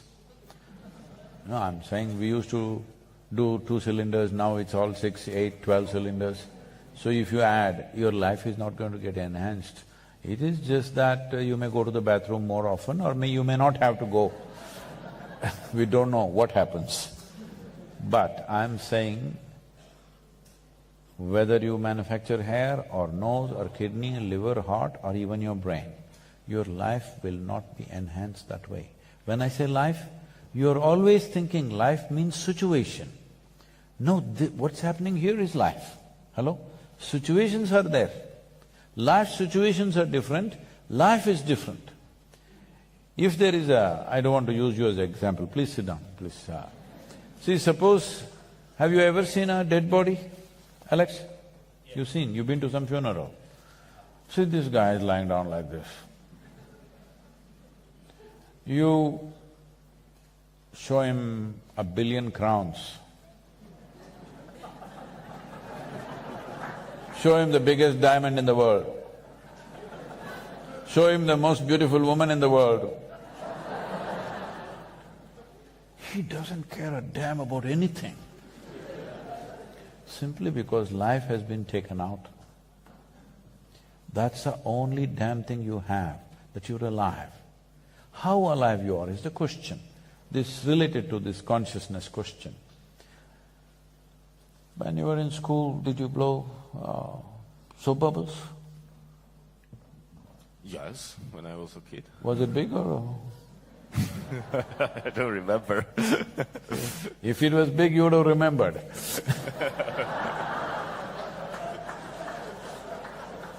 So, right now both of us will blow soap bubbles. Your bubble is like this, my bubble is like that. Now I said, that is my bubble. Big one is my bubble. Poop, it went. Then I don't say this is my air. You don't know which is my air, which is your air here. There's no such thing. But the moment it's captured in the bubble, this is my bubble, that's your bubble, isn't it? This is all that's happened to you and me. It's a living cosmos. You captured some, I captured some. The only way you can enhance life is that you must blow a little bigger bubble. It is not by blowing up your bank balance or your size of your home or things that you have, all kinds of accumulations, including knowledge. You will not feel enhanced as a life. Only socially you will be enhanced. You must look at it this way, every one of you. Suppose you are the only person on this planet. Whatever you have, does it still mean something to you? This is the important thing you have to look at. You are the only person sitting on this planet right now. So, fine clothes, do they mean something to you? Lot of money, does it mean something to you? Your nose is like this and it's the most beautiful nose, does it mean something to you? I'm asking. No. The only thing that matters to you is you're alive and how alive. When I say how alive, you're not as alive all the time, isn't it? Different times. See this little child, you can't keep them down, they're too alive. All right? But slowly. Because I'm sorry. If you don't like the answer, I'll stop. You want to dance? We'll come to that, we'll come to that. So, there is… what East is known for is just this, ways to enhance this life. The life that you are itself is enhanced. If you sit here, not doing anything, you are a very enhanced life. Your experience of life is hugely enhanced. Only when that happens, you will learn to even come to ease. Otherwise you can't come to ease. When your idea of enhancement… if my idea of enhancement is being better than this guy, how can I come to ease? Cannot come to ease, isn't it? When you feel enhanced simply sitting here by your own nature, then you can come to ease, otherwise you cannot come to ease. If you do not even know what is to be at ease, how will you know what is to be peaceful? How will you ever know what it means to be blissful? Such things won't happen. Here and there some stimulation may cause some bliss, some ecstasy, some something, but that will not last, it is just a high and then a low, always. So, it is not about being joyful, it's not about peaceful. Even being joyful, peaceful, blissful is just an ambience for life. It is just that your own emotions should not become an impediment in your life, so that this consciousness can function. Joy, peace, blissfulness are not the goals of life. It is an ambience that you need if you really want to make use of what human life is to its fullest possibility, because this human life, for what possibilities that it holds, the time that's given to you is too little. Too little. It's just not enough. You know you're all mortal, or are there some immortal people here? Hello? All mortal? You're immortal? All the best for you. Because that's the most miserable thing that can ever happen to you is you cannot die. If suppose you cannot die at all, oh, you're finished.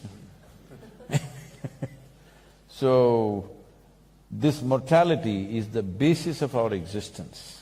That is, as we sit here, in the last 1 hour, all of us are 1 hour closer to our graves. If you do little yoga, you can kick the can, but you can't avoid it. All right? Nobody can avoid it. If we understand it's time-related, now we will get into physicist and a mathematician, we'll get into a clash here, because how we see this is, time is the basis of existence. Space is a consequence of time. Now debate is between the two of you to fight, not me.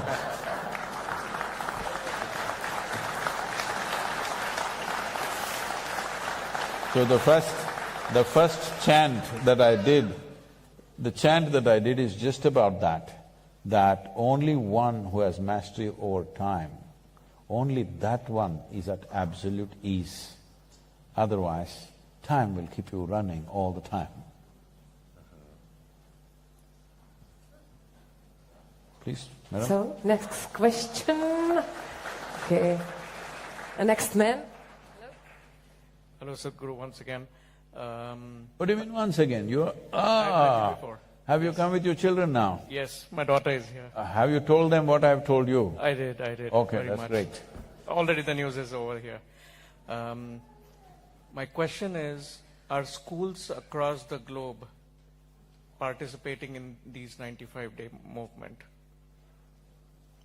And if so, it is going to make profound impact, having schools participate into this movement.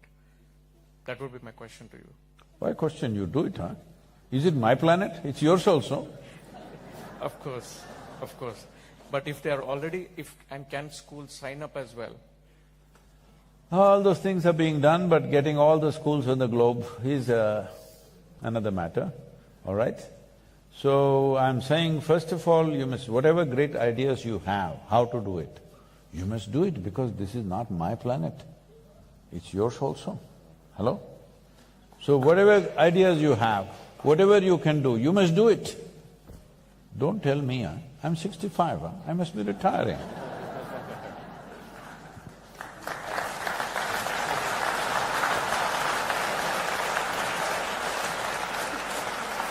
And you are making this absolutely amazing journey, and it's a big You must come inspiration. and see my motorcycle. You know, we got delayed. We got delayed because of some misplacement of keys and helmets and things like that, because we just came from Berlin, and as soon as we came, we went into two different events. And so it got misplaced and we couldn't find it. Then we got it late. We wanted to come here on time, so we broke a lot of rules in your city. It's part of our life. Because in my life, this is the only crime I've committed, speed. Because speed is a way of crushing time, you know, sir.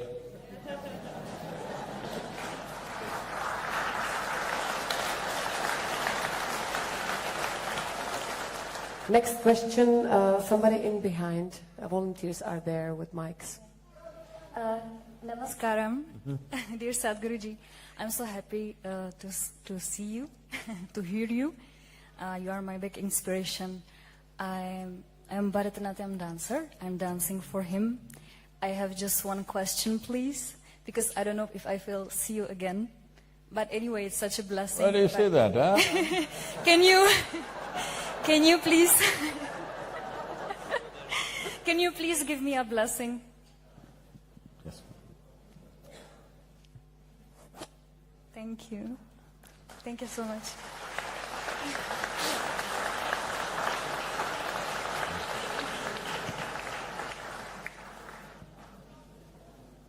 Next question. Hello, can you hear me? Hello, Sadhguru. Okay. Thank you for this opportunity to hear your words. I want to ask you about one question which is more related to soil and our planet, because what we can heard here is mostly about, let's say, physically substance of our being. My question is, do you also feel some spiritual or energical connection with the soul and our planet? Can you describe how do you feel it? You said soil, right? Yeah, soil and planet. See, this universal… let them talk, it's okay, it's okay. Never stop sounds of joy.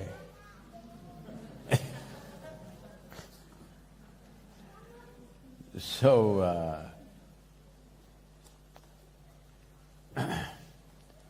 see,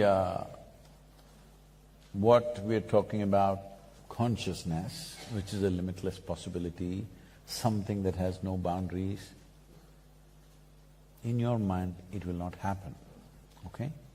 Because mind is a boundary by itself. You cannot think ever of something that is boundless, because thought is a boundary by itself. Because thought is springing from a certain amount of data that we hold, which is a collection, which is a memory. Memory, as we went through, is always a boundary. So, you cannot grasp it. You can be excited about the idea, but you can never grasp it with the intellectual mind, because that is not the nature of the intellectual mind. Intellectual mind is important to slice through things, to dissect, to glean things out of what is there, physical substances, not for consciousness. It's totally useless tool. It is like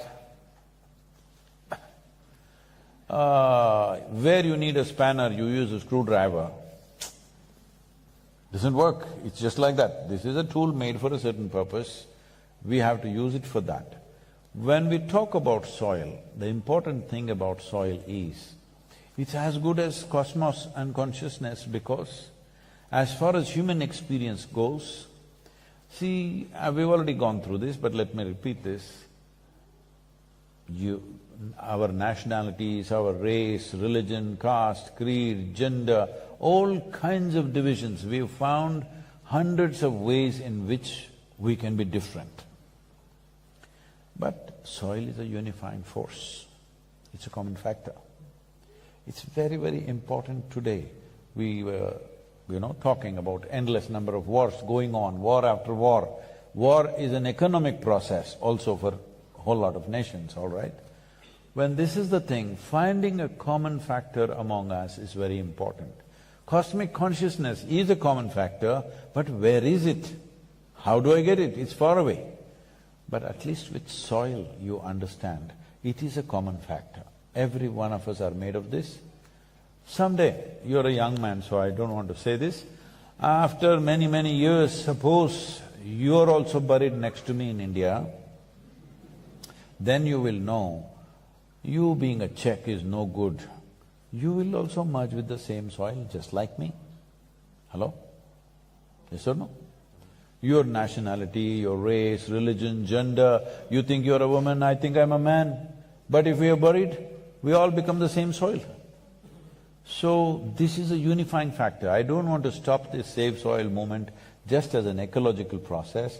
I want you to see this as a tremendous opportunity for humanity to come together like never before, at least on one aspect.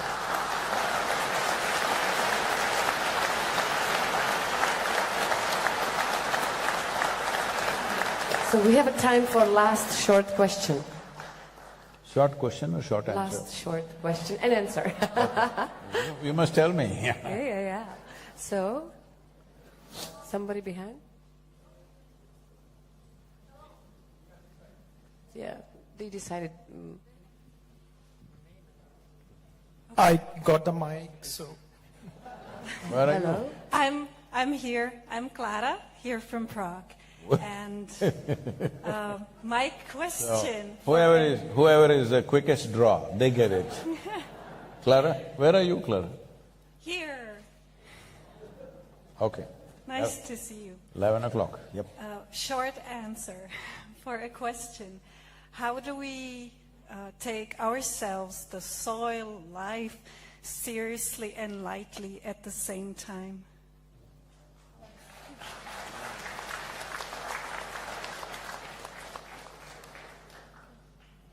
See,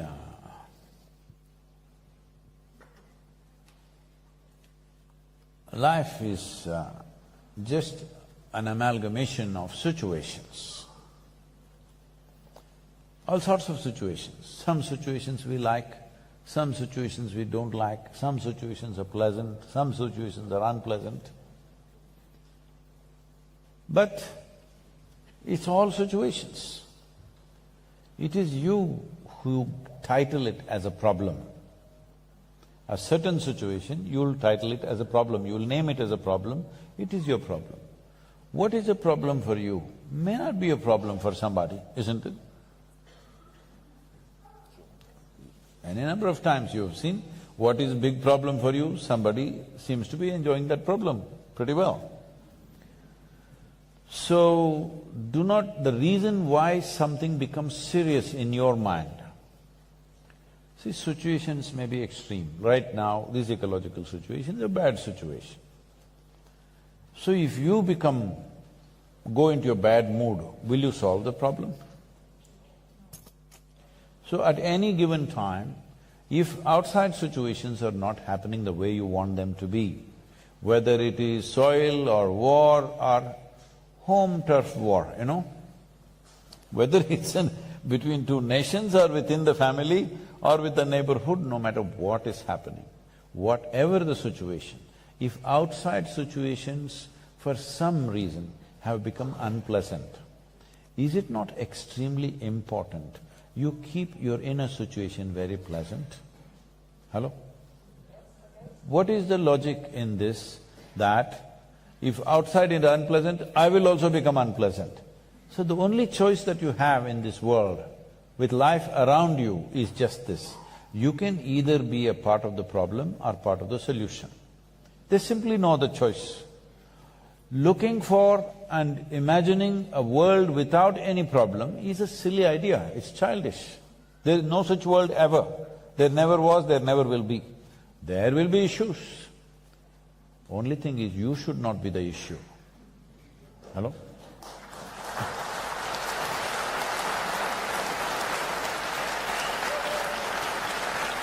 So, should I stop or? Yeah, if 10 you, seconds. Okay. Okay, 1 minute. Okay. If you are not the issue that is around you, however complex that issue is, if you are not the issue, what can you do? You will do your best. In your life, if you do not do what you cannot do, there is no problem. If you do not do what you can do, you are a disaster. All right? Yes. So, I'm repeating this for you because when you get angry, agitated, dead serious, tense, whatever you want to call it, some nonsensical experience of life that you are having within yourself and you think there is something wrong with life, no. Your moods, your anxieties, your problems are essentially your intelligence turns against you. That's all it is. They're telling me there are 72 different types of mental ailments in the world. I'm telling you there's only one. That is, your intelligence is turned against you. Your sharp knife is poking you. This is the only problem you have. If you know how to hold your knife, you will use it the way you must use it. If you don't know how to hold it, you will poke yourself or you poke somebody. So, doesn't matter what is the situation. Whatever the extreme situation it is, you being in a place where you are in a pleasant situation within yourself is most vital if you want to solve any problem in the world. Because if you become unpleasant, that means you're adding to the problem. You're nowhere going to be a solution. Right now, people's explanations will be, no, but I got angry and I got this done. Yes, you can propel yourself into action with anger, with hatred. Hate has propelled people into all kinds of action. Jealousy has propelled people into all kinds of action.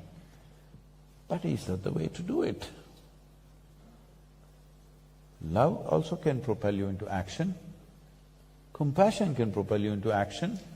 Blissfulness can propel you into action because once you're blissful by your own nature, you are no more a vested interest in the world, you will simply do what's needed.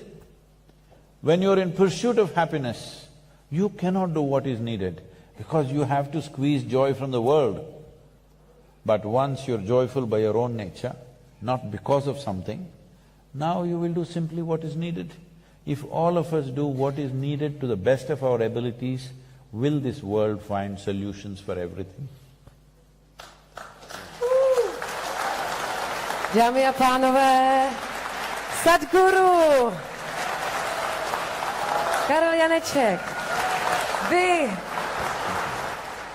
A ještě zde máme speciální poděkování. It's a special present for Sadhguru right now from our beautiful girls. For me too. Thank you, thank you, thank you, thank you. Wow. Thank you very much.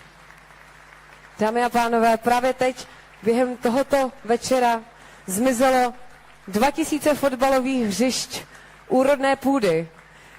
Prosím, je ten správný okamžik na to, abyste pomohli šířit tuto zprávu. It's very important to share this message from our guru. And I think... Can I say something, ma'am? Yes, please. So I'm giving you a 6% discount. That it was 100 days, now it's only 94 days. 94 days. Don't think of me, don't worry about supporting me. You must talk soil in whichever way possible. All these phones that you're pointing at me, these are powerhouses.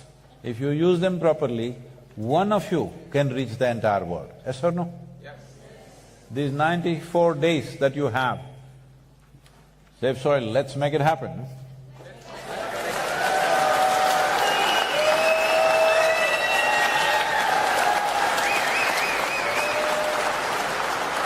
Now it's a special moment for showing you beautiful video anthem of this soil movement, I would like to say. Reverberate across Czechoslovakia, okay? Také bychom chtěli poděkovat sponzoru dnešního večera a tím je Jan Čep, Kino 64.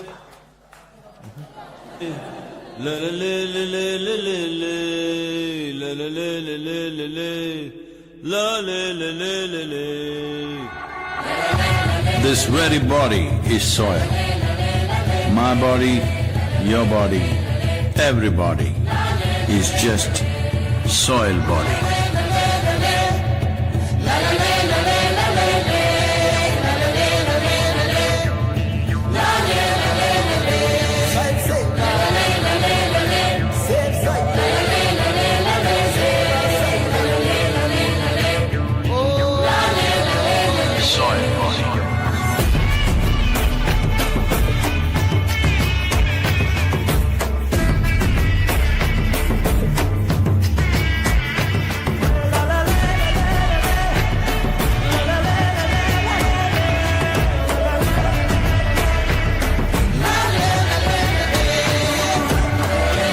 The magic of soil is it turns death into life.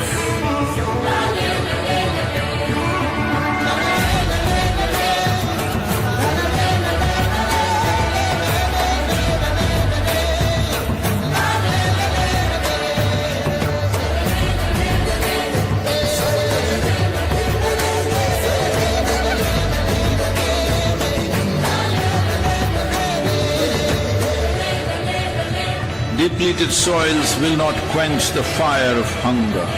Unquenched hunger can burn the very world. This is a generational responsibility. Save soil. Let's make it happen.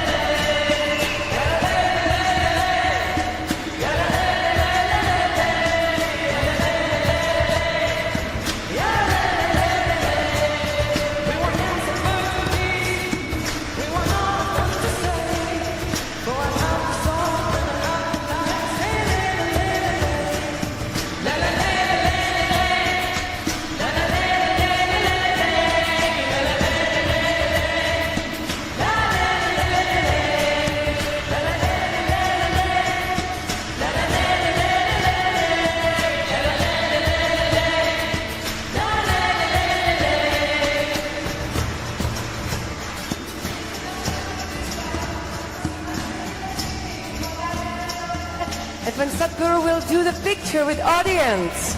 So ladies and gentlemen, please hand.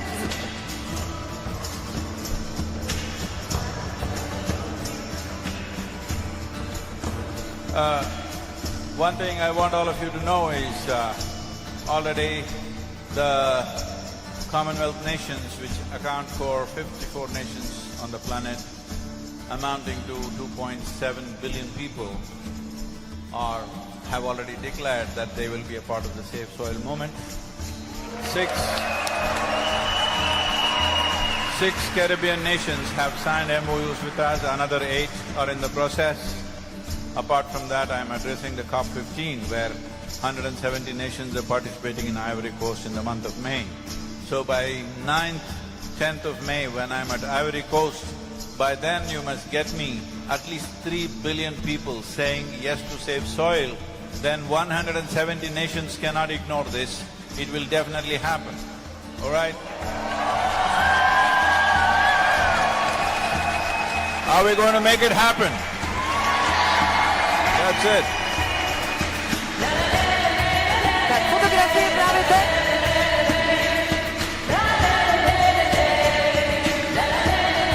Tak ať to všichni vidět.